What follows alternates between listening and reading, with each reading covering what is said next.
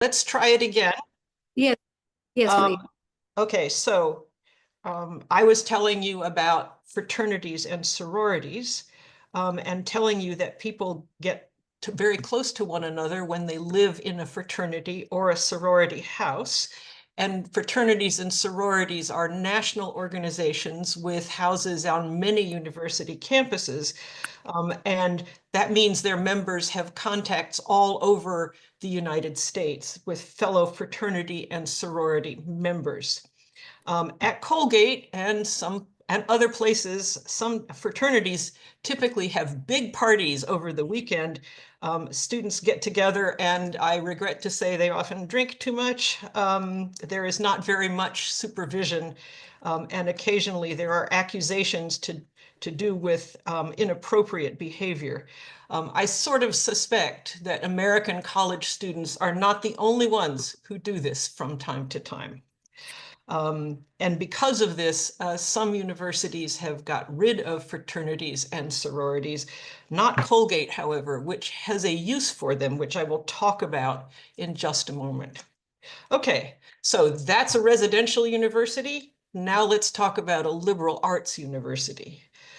This is quite difficult to explain. Let me start by saying that in the United States, a university is an educational institution that gives advanced degrees, that is, as well as undergraduate degrees. So it gives a bachelor's degree, and then to be called a university, it has to give a master's degree, at least, if not a master's and a doctorate.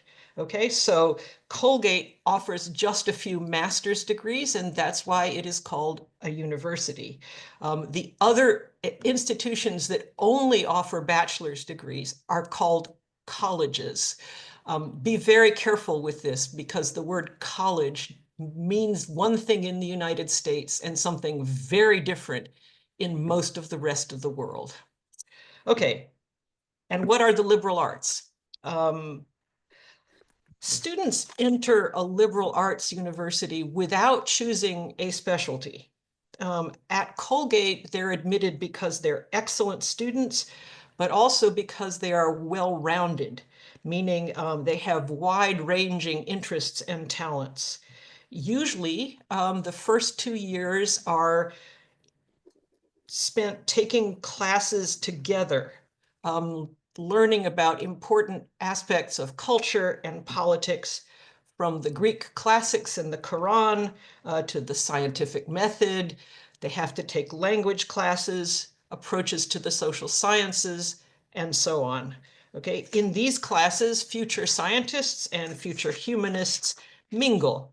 Meanwhile, they're choosing their special field and beginning to take classes in that particular set of, in that particular field.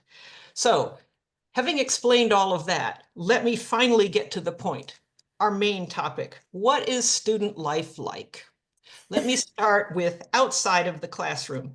What I'm about to tell you may sound a bit like an advertisement because it's very positive, but don't worry, I will get to the other side too. Okay, so let me say that many students choose Colgate because of its beautiful location, which is in the green hills of upstate New York. And I am going to have to shift for a moment and share my screen. Oh, I can't share. Okay, that's fine. I was going to show you a picture of where it is, but I guess I can't. Most of the university sits on a hill. The top third of the hill is wild with forests and meadows.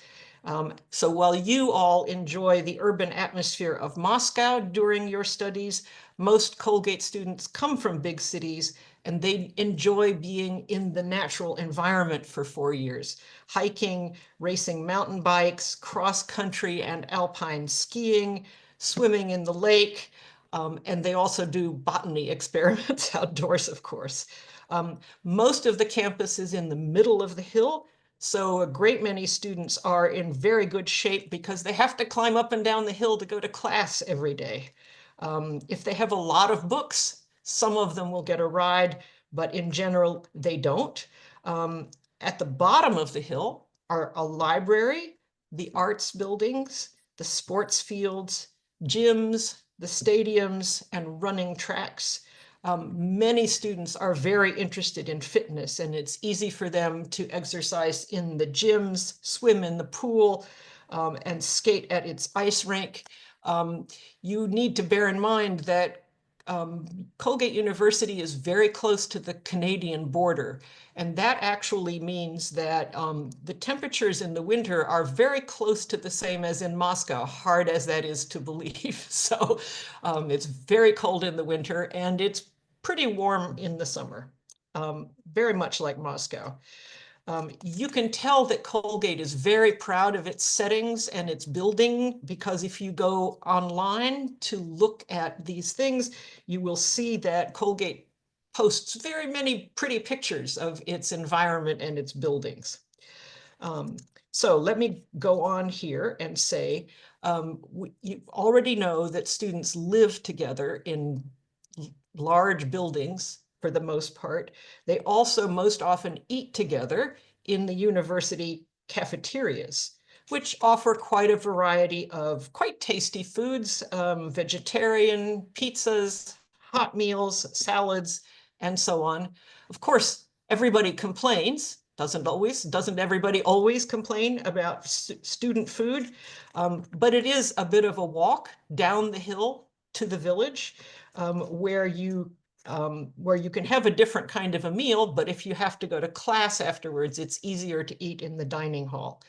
The village has a good Vietnamese restaurant, a Chinese restaurant, an Indian restaurant, 2 pizza places, 2 nice cafes, and a sandwich place, in addition to several bars. Nonetheless, I'm very fond of saying that the best place to eat in the village of Hamilton is an address on Payne Street. This is a joke, of course, because it's my own kitchen. But my husband and I are pretty good cooks. Just so you know, people are not allowed to drink alcohol in New York State until they're 21 years old. Since most of the students are not 21 until their very last year, there is no alcohol served anywhere on campus, and students are not supposed to have alcohol in their dormitories.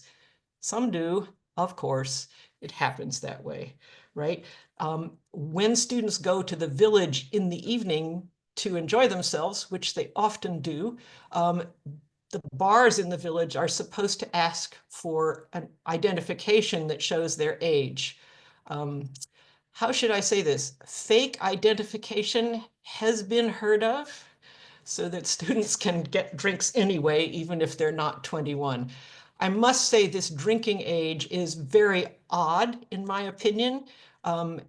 Any American can sign up for the Army and fight when they're 18, but they can't have a beer until they're 21. Okay, so on campus, in addition to the food and the living, there are a lot of activities, informal sports teams, pop concerts, a student choir, a student orchestra, lots of outside lecturers. Students are often required to go to these lectures, and it's considered to be a very good thing for students to have lots of outside activities to go to. On the campus, at the bottom of the hill, there's also a creek and a small lake with swans. Migrating birds often stop here, especially Canadian geese, which are quite large birds. They are migrating from Canada south. Sometimes there are too many of them. They can be quite fierce. Otherwise, the lower part of the campus is a very pleasant place to sit and read or to chat with friends, for example. So the reason I'm telling you all of this is because for many students at Colgate, one of the most important things about student life is a sense of community. They feel like they belong at Colgate. It's a small university. It has 3,000 students.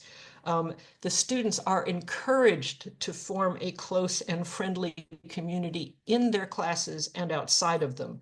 For the most part, this does happen, and most students enjoy it. This university really encourages them to do everything together. That's why it's a residential campus. So, and this would mean, people go sledding on the hill in the winter. They walk up and down together. They go to the library together. And in such a small university, so there will be just under 1,000 students in every year. So they get to know one another in classes and so on. Okay, there are other ways of belonging at Colgate University.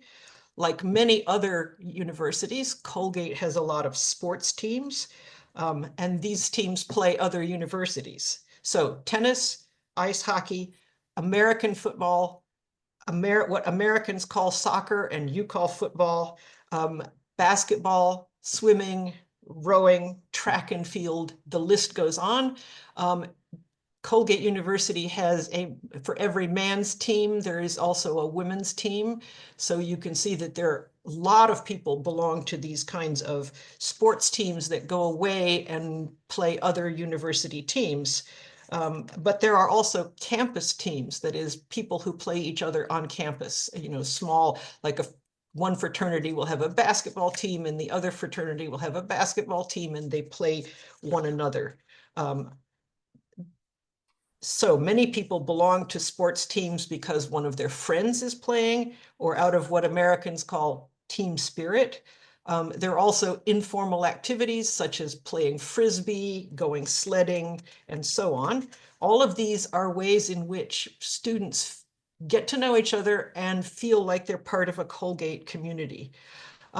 This sense of belonging to a university community, the whole university community, is one of the unusual things about small residential universities. If you attend a large state university, for example, you would not meet every one of your fellow students at any time at all. Some of them might be studying music and would be in their own school of music. Others might be studying law, and you would never meet those if you studied Russian literature, those people if you studied Russian literature, because you would be in different parts of the campus and in different classrooms.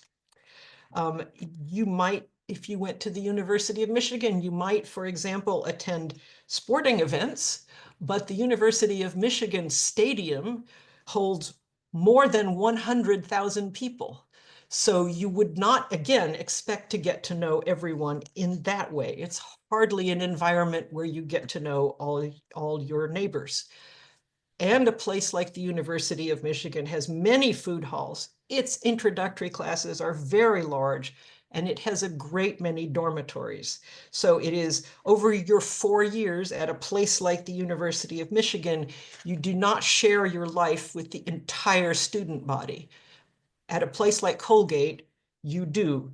So it's a different feeling, if you would like to think about it that way. If you attend a community college, you are even less likely to know all of the students because most people will drive to class, take their class, drive home or to work, or commute somehow. They just don't stay on the campus and so have less of a chance of getting to meet their other students. Okay, so let me try to explain why I'm talking to you about a sense of community all the time. Why is it important?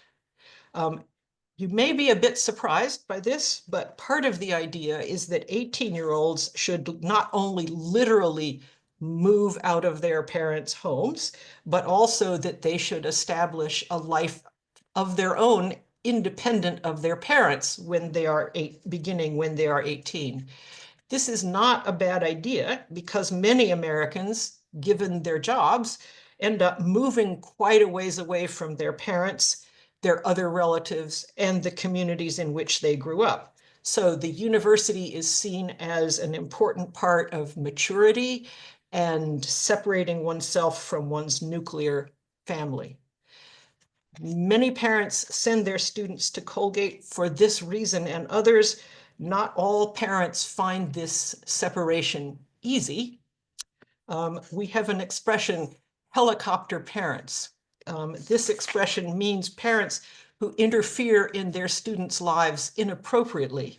For example, a father called me because his son got a failing grade. he telephoned me. He tried to explain to me that although his son had copied a piece of a website straight into a research paper without indicating the source, that his son did not know that this was wrong. It is, of course, plagiarism, and it is wrong. In this case, the father was a tax lawyer. And so what I said to him was, so if you make a mistake on your taxes and you tell the tax man that you didn't know that it was wrong, is that okay? Of course, the answer is absolutely not. So that was the end of that conversation about the students' grades, but you will see something here that's very important in this story, right? First of all, the parents feel no problem in calling up their children's professors and asking them for an explanation of a grade. They don't all do this, but every so often they do, okay? And the university encourages its teachers to be polite in such circumstances, if discouraging. It would not like to alienate the students' parents for reasons which will become obvious shortly. Okay, another reason that this issue of campus community is so important has to do with what happens after students graduate. The university tries very hard to help students create its sense of belonging, its shared goals, and so on. For many students, this community and the friends that they made on campus will remain important to them throughout their lives. Those connections will help them to get jobs, to find places to live, to meet their life partners, and so on. It's a very attractive picture, and many students have this sense of belonging to a lifelong community, which is a very attractive part of their student life at Colgate. So what, you might ask? There's a very important reason why Colgate is so careful to create a sense of community, right? That is, students who love Colgate are strongly inclined after they graduate and get a job, they are strongly inclined to donate money to the university. That's one of the reasons why Colgate is so very wealthy. Students love their Colgate lives and connections, and as they graduate, they get excellent jobs. A Colgate degree is supposed to be a passport to a good job. And so this is how, and so then once they get a good job, then they can donate some money to the university. This is how elite education reproduces itself in the United States, if you are lucky enough to be a part of it. Okay, students who attend other kinds of universities are a little bit less inclined to donate money this way. They perhaps feel that there's nothing wrong with the state paying for their education. They deserve it, and maybe they're right about that. Okay, so anyway, the life of a Colgate student seems pretty wonderful, doesn't it? Pretty easy, pretty comfortable, very close sense of belonging, but nothing is perfect, right? And students like yourselves may have already thought of some questions. And I hope you will ask them to me when I finish talking, if you have them. And I won't be offended because I don't think Colgate is perfect myself either. Okay, so let us start with this, however, the problems of student life at Colgate. As I told you, Colgate is very small, 3,000 students. It's in a very small village, 3,000 people. The university tries to choose students that it believes will, quote unquote, fit in, either because of their background or because it believes they can participate in important ways, as well as being academically gifted and well prepared. If I can be philosophical for a moment, I must say that this is an interesting set of choices. So it's not entirely on academic performance that Colgate decides to admit students. They try to decide if a student will be happy at Colgate, if they can be part of the community. And Colgate has the right to do this. There are many universities in the United States, and students should choose the ones where they will be happiest. But this makes going to Colgate very difficult for some students. Let us choose some examples. A brilliant mathematician, an 18-year-old brilliant mathematician who is totally uninterested in sports. A university like Colgate is probably not interested in this student. And to be fair, this student is probably not interested in Colgate either. They probably want to go to a mathematics specializing school. Okay, let us then also mention a very smart teenager who lives and went to school in an inner city, that is, in the middle of a big city. This could be a very unusual kind of culture and unfamiliar to many who attend Colgate. This student has much to offer Colgate because he or she will bring a new perspective. But will that student be happy at Colgate?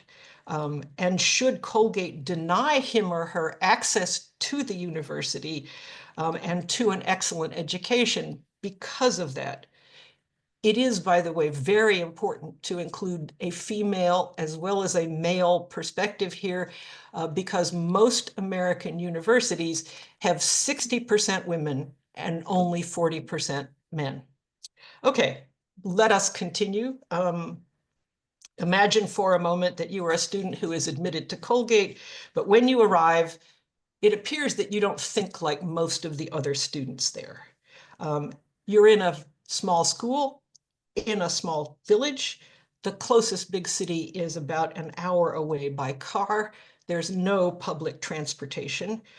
Ithaca, New York is about an hour and a half away by car, and it contains a large and very famous research university, Cornell University. It's quite a cultural attraction for many students, but it's hard to get there. So I guess my point here is if you don't fit in to the community, it's a small one. If you don't fit in, then you might end up feeling quite isolated, exactly the opposite of what Colgate would like to have happen. I could use myself as an example. I went to a large university, 17,000 students. I was a student with a very unusual background, in part because I had lived in a great many different places growing up. In such a large university, there were a few other people like me.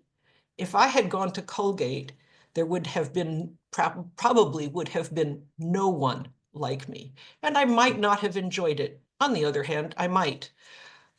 Okay, and you're very welcome, Olga.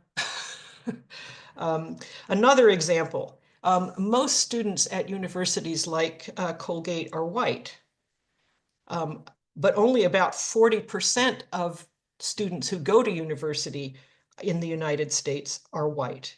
So most institutions like Colgate have tried to introduce a number of different kinds of people to their campuses. So in 2024, 8% of Colgate's entering class is international, and 26% is what's called multicultural, which may mean many things: different religions, different races, different backgrounds. Okay. And anyway, so all I'm really trying to say here is, if you are one of these students who comes from a different background, what happens when you get to a place like Colgate? What if you went to a place like Colgate and there's no one to whom you can talk about being Russian in the American countryside? So why do people behave this way? You might imagine yourself asking. Okay, enough on this subject about student life and community. Let's talk just a moment about academics. So in the US, we think of Colgate as an excellent academic institution. It's quite difficult to get into. It offers about 55 different undergraduate specialties. Most students, when they get to Colgate, are part of very small classes. Most classes have at most 18 students in them. Okay, the academic year works like this at a place like Colgate. There are 2 terms in each year, one from August to December, the other from January to May. There are no summer classes, and each session is about 14 weeks long. During a regular semester, most classes are 3 hours a week in the classroom. Some also have 3 more hours of laboratories, for example. Language classes meet more often than others. Due dates for important assignments in classes differ according to the subject, but it's quite common to have a midterm exam and a final exam. It's also common to have assigned research projects. That is, students choose their own subjects with the help of the professor, and then they investigate it. After they submit it, students expect quite detailed comments about how to improve. Students at Colgate are also often graded on their participation in class. That means they have to take part in discussion in class, and they are graded on that basis. This tells you something important about teaching at Colgate, or about being a student at Colgate. One of my colleagues says that he has had Russian students in his classes, and they're very surprised that most of their professors don't lecture. That is, they don't tell the students what they need to know. Rather, the professors ask students to read materials, and then they discuss the topics in class and are supposed to figure out, with the professor's help, what is the most important. This can be quite surprising for some people. It makes teaching at Colgate very demanding. Students are well informed, they study hard, they are high achievers, but they have to be encouraged to talk in class. So many classes have 1 session a week devoted to talking about a particular subject. Let me just imagine that you were in a class 2 weeks ago, and the class was divided in political science, and the class was divided in half. Half of the class was to defend the election of Kamala Harris, and the other half of the class was to defend the election of Donald Trump, regardless of what you think personally, right? This would have been a very lively class. Usually subjects are more academic than that, but I hope this gives you an idea. So this style of teaching, which encourages students to talk in class, is very widely accepted in the United States, but it works the most easily when classes are small. If you go to a large school, sometimes the classes are divided into smaller groups so that they can have discussions in class. Okay, what more? Let's say students also attend Colgate because they expect and get a good general education. Students are proud of having graduated from Colgate, and Colgate itself works very hard to make sure that its students get good jobs. This is also something that's not very typical of universities in other places. There's a whole building at Colgate with 15 people working in it called Career Services, right? The staff there offer advice about how to write a resume or submit a job or fellowship application. And of course, how to apply for graduate school if they wish to. But there are always questions, aren't there? And I'm again going to digress just a little bit and say there's an interesting fact here about teaching and specialization, right? If you go to a very big university, you will be, let's say you want to take a course in medieval Russian history. You will be taught by a person who writes and studies only medieval Russian history. If you take a course in the Silk Road, you will be taught by a person who specializes in that area of studies, right? If you go to a place like, so you get very specialized instruction, but not necessarily small classes where the professor can explain things in greater detail. If you go to a place like Colgate, I, for example, was the only person in the history department at Colgate University who taught any kind of Russian history at all. So I taught Russian history from 700 to the 2020s, all the way through. Am I prepared academically to teach about Kiev? Yes, without any doubt, I am. It's not the area of my greatest expertise. I even taught a course about the Silk Roads, for which I went and took specialized seminars to prepare myself. So I guess you can see what I'm trying to tell you. I'm not sure the students can tell the difference between me teaching them about Kiev or me teaching them about Peter the Great, but I can tell the difference. So you're talking about different kinds of expectations. More specialized instruction at big universities, much more personal attention, and well-prepared professors, but not necessarily people who are always teaching to their immediate expertise. So which would you prefer, do you think? Okay, let us move now to the students' work life. And I mean by this, students who work for pay while they are studying. It's a very complicated question at a place like Colgate. Let me begin by saying it's very rare for students to work outside of the university. The schedule of classes makes it very difficult. It's theoretically possible to work in the evenings, but very few students do so. And it'll tell you something, that in 35 years of teaching at Colgate University, I have never had a student mention outside work. So either they're not doing it, or they don't want me to know that they're doing it. On the other hand, there are students who work on campus. So let me talk a little bit about this. Part of this has to do with Colgate's nature as a private residential university. I haven't yet told you about the tuition at Colgate. This is uchoba, right? So Colgate is very, very expensive.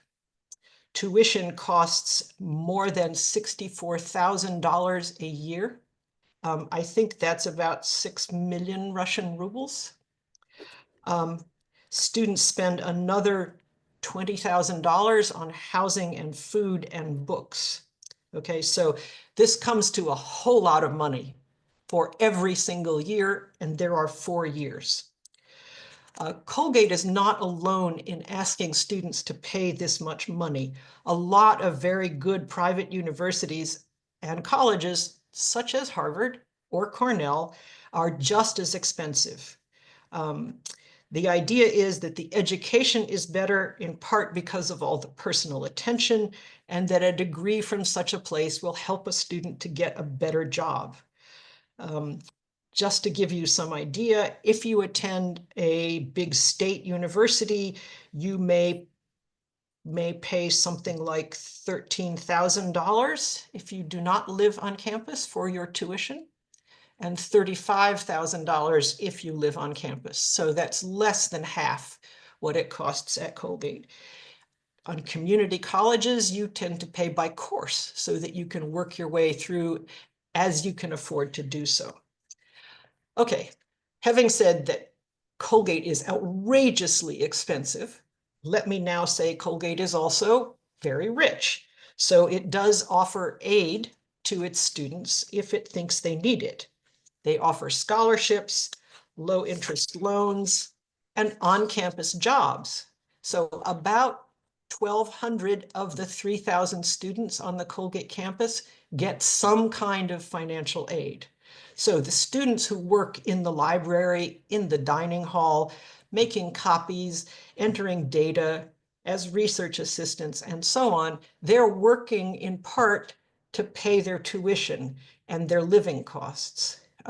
International students at a place in the United States are only allowed to work in this particular way. They're not allowed to work off campus. On the whole, this works surprisingly well. Colgate is proud that its least wealthy students graduate with only $10,000 in debt. This really is not terrible if you get a good job. If you don't, it's a little more difficult. Some people think that this process is worth it. I'm not sure that I do. My own daughter got an excellent education at a huge Canadian public university, loved it, and graduated without any debt. But of course, it depends on the student and what it is that they want. If they want personal attention, they don't like large classes, they don't care for big cities, whatever it is. Okay, there are other parts of Colgate life that I could talk about, but I'm not sure how we're doing for time. Should we stop? We've got as much time as you may have us. Well, you may give us as much time as you can. Thank you very much for that. Well, Yeah, we're okay. free. Do you know, I think I'm about to be kicked offline again. It says I have 2 minutes left. No, who says it? It Well, says on my screen, remaining meeting time 2 minutes. It's going to do exactly the same thing that it did last time. So I have an idea. If we get kicked off, let's all come back on and we will have some time for questions and more very discussion. good indeed. Yeah, And very if, good. and if we don't get kicked off, we'll talk anyway. All right, thank you. Thank you. Okay, so does anyone have any questions right now? And if you want to ask them in Russian, I think I can manage that too. Well, anybody has any question, please to ask Professor Stevens. Anybody? Yeah, me. Okay. Could you tell me more about getting a master's degree in the Yes. college? Yes, a place like Colgate offers 2 master's degrees regularly, and they are both in teaching, right? So it's called an MAT, a Master's of Arts in Teaching.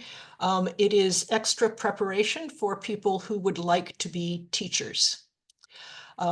It is a 1-year program that's followed by a 1-year internship in a school. Okay, Colgate is also permitted, it is accredited, is what we say. It's accredited to offer master's degrees in several other fields, including history.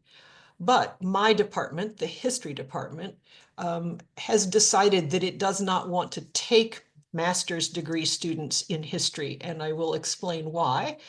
If you go to Columbia University and you wish to get a master's degree in Russian history, you will be taking classes with 3 different Russian historians, get many perspectives and many specialties.